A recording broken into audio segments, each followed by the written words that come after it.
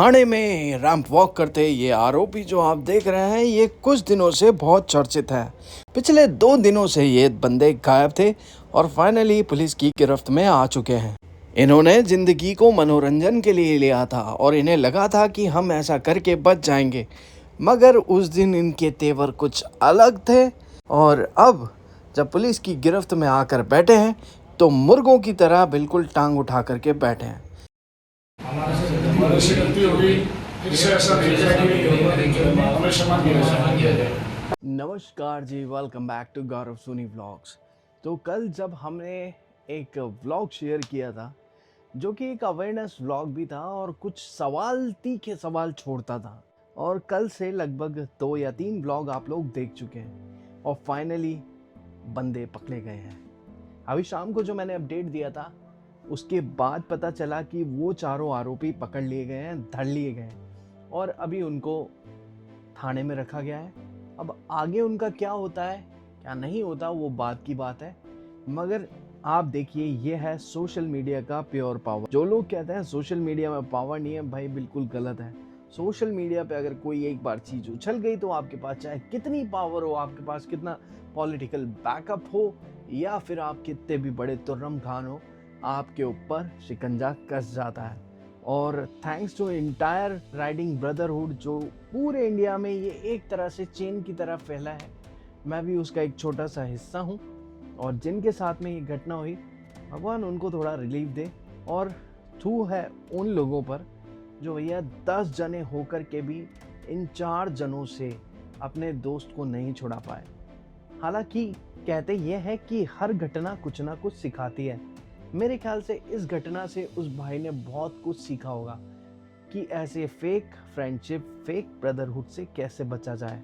अब बंदों को तो पकड़ लिया गया, बट उन बंदों से, उन राइडिंग ग्रुप से उसको कौन बचाएगा ये भगवान जानता है, क्योंकि ऐसे लोग कभी भी धोखा दे सकते हैं।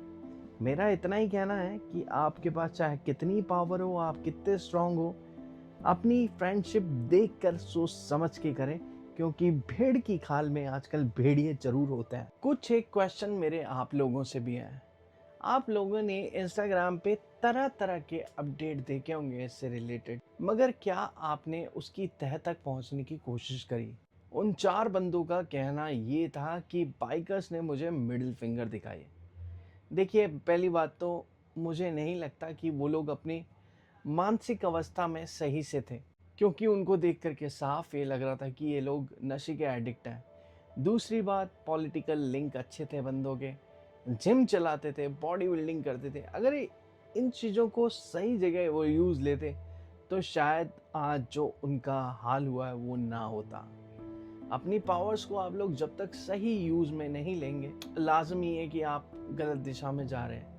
आज सोशल मीडिया भी उसी तरह का प्लेटफॉर्म है। अगर आप चीज़ों को सही तरह से यूज़ नहीं कर रहे हो तो ये आपके अगेंस्ट भी जा सकती है। जहाँ तक रही एफआईआर कॉपी की बात, तो एफआईआर कॉपी मैंने भी पढ़ी, उसमें कोई ऐसी धाराएं नहीं है जिसमें कड़ी सजा का प्रावधान हो। अब ये मुझे इंडियन लॉ के ऊपर क्वेश्चन तो नहीं करना है, मगर आप लोग समझदार हैं। अगर ये कोई दूसरी कंट्री होती और वहाँ पे इस तरह का रोड रेज होता, वहाँ पे किसी बाइकर को इस तरह से मारा जाता इतने लोगों के द्वारा मिल करके, तो उनका क्या हाल होता ये आप लोगों को पता है। कोई इस्लामिक कंट्री होती और वहाँ पे ऐसा होता तो वहाँ नियम और कानून क्या होते हैं आप लोगों को पता है। अगर ये राजस्थान भी होता ना, तो लोग खुद ट्रीटमेंट कैसे करते ये आप लोगों को पता है। दिल्ली एनसीआर है, गुड़गांव है, बड़ी सिटी है, लोग बहुत हैं, मगर उन लोगों में संवेदनाएं शायद क्षीण है। उन लोगों में शायद प्रेम भाव कम है, जो एक बंदे को छोड़ करके सारे भाग गए और लोग, पब्लिक भी वीडियो बनाने में मस्त है। आगे क्या होगा इसका आप जरूर कमेंट सेक्शन में बताइएगा। ये सारी चीजें हैं जो आप लोगों को अपने जीवन में सोचने की जरूरत है। मेरा सिर्फ इतना कहना है कि ऐसे फेक ब्रदरहुड से बच के रहें। तो ये एक अवेयरनेस वीडियो था। सुखद रही ये घटना, एक तरह से मैं सुखद बोलूँगा, लोगों के लिए हो सकता है दुखद हो, मगर बहुत कुछ इंस्पायरिंग चीज़ें इस वीडियो के थ्रू हुई है हमसे। तो चलिए हम नॉर्मल हमारे ब्लॉग चैनल पे मिलते हैं आप लोगों से। अभी के लिए लेते हैं विदा, फिर मिलेंगे जल्दी। Bye bye.